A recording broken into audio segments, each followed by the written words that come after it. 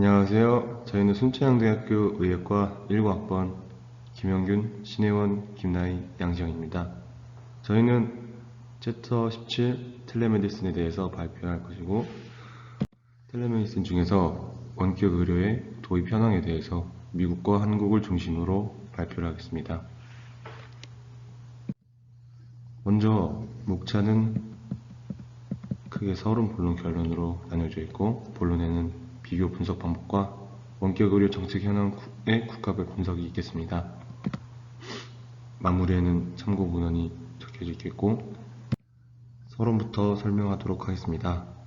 최근 4차 산업혁명 시대에 정보와 통신기술은 급속히 발달하고 있고, 원격 의료의 중요성은 의료 전달의 관점에서 증가할 것입니다. 이와 관련하여 의료법 개정에 대한 논의도 지속되고 있습니다. 현재 원격 의료는 기본적으로 원거리의 환자를 대상으로 정보통신기기를 이용하여 환자의 상태를 관찰하고 진단하는 것을 뜻합니다. 우리 정부는 원격 모니터링의 추진에 대해 근거를 마련하기 위해 시범 사업을 추진하는 등 원격 의료의 확장을 위해 노력해 왔었습니다. 하지만 이러한 정부의 적극적인 노력에도 의료계의 반대 의견 등으로 인해 원격 의료의 도입은 아직 이루어지지 않은 상황입니다. 반면 우리나라와 달리 미국은 원격 의료를 상용화하고 있습니다. 이에 이 보고서에서는 미국의 사례를 법적 구분, 제공 범위, 제공자 기준으로 우리나라와 비교 분석하는 결과를 토대로 정책적인 시사점을 도출하려고 합니다.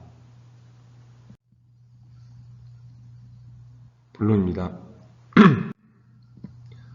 우선 분석 기준을 법적 구분, 제공 범위, 제공자 기준으로 구분하였습니다.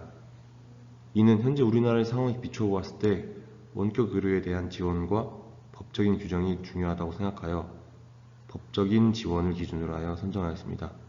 또한 원격 의료의 제공 범위에 대한 기준은 실제 정책적인 집행에서 가장 기초적인 기준으로 포함시켰습니다. 더불어 제공자 기준을 분석 기준으로 산정한 이유는 의료계의 반대 입장으로 인해 책임과 자격의 기준에 대한 검토가 이루어져야 하기 때문입니다. 본격적으로 한국과 미국의 원격 의료 도입 현황을 살펴보도록 하겠습니다.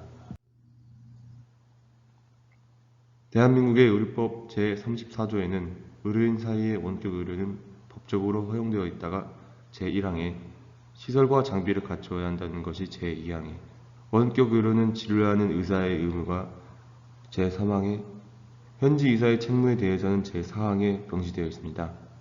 2013년에는 의료법의 개정이 예정되어 있었는데 그 내용은 의사와 환자 간의 원격 의료 허용, 원격 의료를 받을 수 있는 대상의 확대, 의사 책임 면제 예외 내용이 포함되어 있습니다.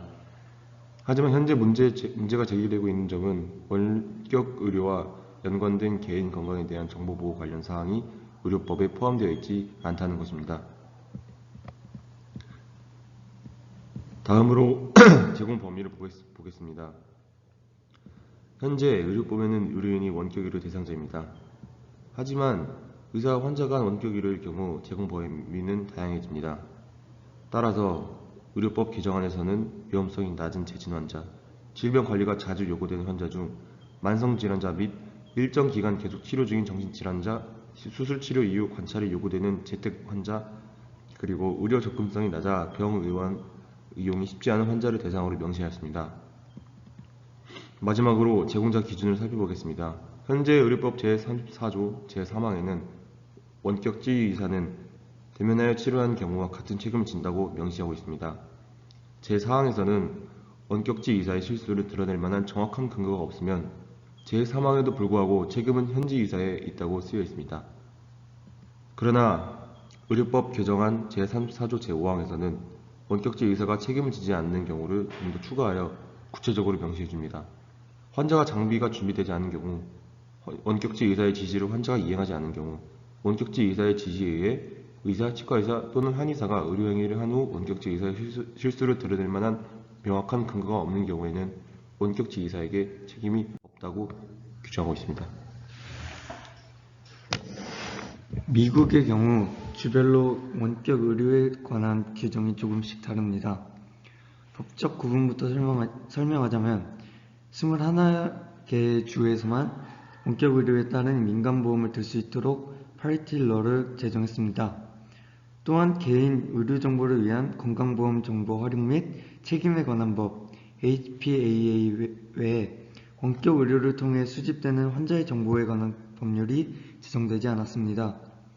또한 미국은 관할기관 보건복지부 내 원격의료 활성화 전담반 OAT를 중심으로 원격의료 관련 정책을 수립하고 원격의료 서비스 인프라의 구축을 지원하고 있습니다. 더불어 산하의 원격보건정보센터 TRC를 설립하여 원격의료 제공자에게 여러가지 정보를 전달하고 지원하고 있습니다. 제공 범위를 살펴보겠습니다. 미국 연방보건복지법령에 따르면 보건 인력이 부족하거나 소외된 지역의 환자들이 대상자입니다. 하지만 주 정부는 원격의료개발법에 따라 지방 비보험 의료급여 대상자로 규정하고 있습니다. 마지막으로 제공자 기준으로 살펴보겠습니다. 미국은 주마다 원격의료 제공자에 대한 기준도 다릅니다.